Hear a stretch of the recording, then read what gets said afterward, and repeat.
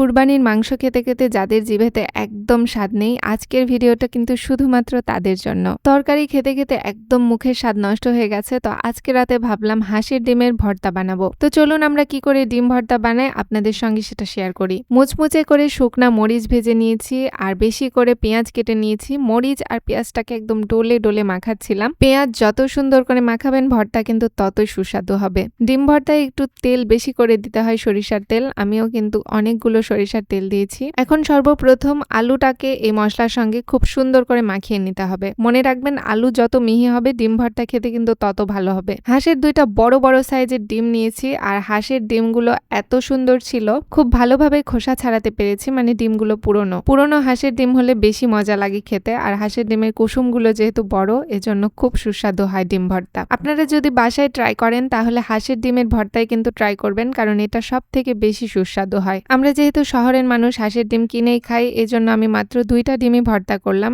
আর আজকে আমরা মাত্র 3 জন ভর্তা খাবো, সো 2টা ডিম এনাফ। ভর্তাটা একদম দুর্দান্ত স্বাদ হয়েছিল, ট্রাস্ট মি।